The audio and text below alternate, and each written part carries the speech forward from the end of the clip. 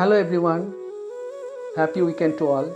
কিছু কাজ কিছু গল্পের আজকের রবিবাসরীয় পর্বে কথা হবে ইদানিংকালের সর্বাধিক আলোচিত বিষয় নির্বাচন, বা চলতি কথায় যাকে বলে ভোট, সেই ভোট নিয়ে। না, রাজনৈতিক গতি প্রকৃতির বিশ্লেষণ নয়, এমনকি দিদি মোদি বা অন্য যে কোনো চোর কে চুরিবিদ্যায় কত সিদ্ধহস্ত সেটা আলোচনা করার মতো অর্বাচীনও আমি নিজেকে মনে করছি না। আমার প্রশ্নটা আরেকটু মৌলিক, গণতন্ত্রের মূল বক্তব্য নিয়ে। আচ্ছা, গণতন্ত্রের মূল বক্তব্য আসলে কি? একদম এক লাইনে যদি বলতে হয়, গণতন্ত্রের মূল কথা হলো জনগণের হাতে সর্বময় ক্ষমতা। এই তো, মানে যেটুকু আমি বুঝি। এবারে জনগণ কারা? জনগণ আমি, আপনি, আমরা সবাই, মানে উই দ্য পিপল, তাই তো? এখন শত শত বছরের দাসত্বে অভ্যস্ত একটা জনজাতি হঠাৎ একদিন জানলো তারা স্বাধীন, তার হাতে সর্বময় ক্ষমতা, সে ঠিক করবে কে রাজা হবে। রাজা, কিংবা বলা ভালো কে তাদেরকে শাসন করবে, অথবা আরেকটু গভীরে গিয়ে যদি বলি, কার পায়ে আগামী কয়েক বছর তাকে লুটিয়ে পড়তে হবে। এই তো ঠিক, দাসত্ব এলো স্বাধীনতার সাজে সেজে, কিন্তু দোষটা কিন্তু স্বাধীনতারও নয়। জোর করে মানুষকে পরাধীন করে রাখা যায়, কিন্তু জোর করে তো মানুষকে স্বাধীন করা যায় না।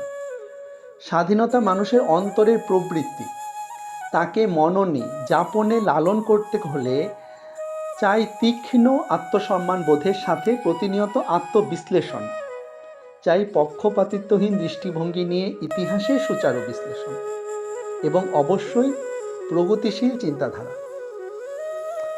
আর একটু ভেবে দেখুন, এর কোনোটাই কিন্তু সহজ বিষয় নয়। যেমন সহজ নয় বংশ পরম্পরায় খাঁচার ভেতর জন্মানো এবং বেড়ে ওঠা বদ্রি পাখিকে স্বাধীনতার নামে বনে ছেড়ে দিলে তার পক্ষে বনে বেঁচে থাকা, স্বাধীন বেঁচে থাকাটাই তার কাছে একটা সংগ্রাম। ঠিক সেই রকমই দাসত্বে অভ্যস্ত এই বিশাল জনজাতির প্রভুহীন বেঁচে থাকাটাই একটা সংগ্রাম। তাই তারা প্রভু খোঁজে, প্রতিনিয়ত খোঁজে, তাদের দৈনন্দিন যাপনে আচরণে সর্বত্র খোঁজে। আর কিছু বছর পর পর এই ভোট খেলার সময় তারা আগামী কয়েক বছর কার পায়ে লুটিয়ে থাকবে সেই প্রভুকে খোঁজে, তারপর বিরক্ত হয়, তারপর আবার এই খেলার মাধ্যমে নতুন একটা পা খুঁজে আনে যেখানে আরও 5 বছর লুটিয়ে থাকবে। এবার এই নিয়ে অনেক তর্জমা চলে, কথা চলে, চায়ের কাপে ঝড় ওঠে, এই দল খারাপ, ওই নেতা খারাপ, এই দল চোর, ওই দল দেশ বেচে দিল। কিন্তু না, কেউ খারাপ নয়, এসব একদম বাজে কথা। আমরা যেমন, আমাদের নেতা, আমাদের দল সব আমাদেরই মতো। আমার যখন মনে মনে ইচ্ছে আছে যে আমার প্রতিবেশীর জমিটা যদি অর্ধেক দখল করে নিতে পারি, তাহলে আমার বাড়ির সামনের বাগানটা আরও সুন্দর হয়, তখন সচেতনে না হলেও অবচেতনেও আমি এমন কোনো লোককেই নির্বাচিত করব যে বিঘার পর বিঘা অন্যের জমি দখল করেছে, শুধু নয়, দখল করতে গিয়ে কোনো রকম বাধা এলে 2-4 জনকে খুন করে তাদের লাশ গুম করে রীতিমতো স্বচ্ছন্দে জীবনযাপন করছে। যতক্ষণ পাশের বাড়ির সুন্দরী মহিলার প্রতি আমার কুদৃষ্টি আছে, ততক্ষণ আমার নির্বাচিত নেতা ধর্ষক হবে, এতে আর আশ্চর্য কি? জীবনের প্রতিটা ছোট ছোট ক্ষেত্রে আমি অসৎ, কাজেই আমার নির্বাচিত নেতা দেশ বিক্রি করে দেয়, বন বিক্রি করে দেয়, পর্বত বিক্রি করে দেয়, নদী বিক্রি করে দেয়। এ তো খুব স্বাভাবিক বিষয়, একদম সাধারণ মনস্তত্ত্ব।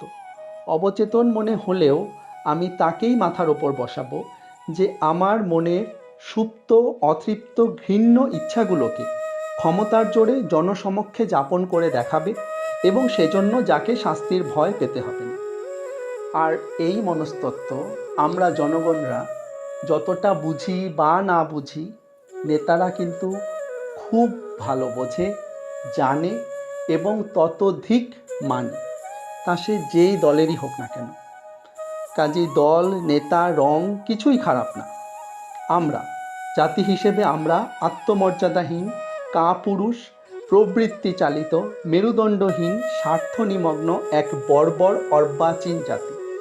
আমাদের সরকার, আমাদের মন্ত্রী, আমাদের আদালত, আমাদের নেতা সব এর প্রতিফলন মাত্র। আমি আমার উপলব্ধি থেকে বললাম, আপনাদের কি মত? ভারতবর্ষ তথা গোটা উপমহাদেশে গণতন্ত্রের নামে যে চড়া দাগের নাটক চলে তার বিষয়, সেটা কমেন্টে জানাবেন। সামনের রবিবার আবার কথা হবে কিছু কাজ কিছু গল্পের নতুন পর্বে। যদি আমার উপলব্ধি কিছুটা যুক্তিসঙ্গত মনে হয় তাহলে প্লিজ চ্যানেলটা সাবস্ক্রাইব করবেন, কমেন্টে জানাবেন কেমন লাগলো।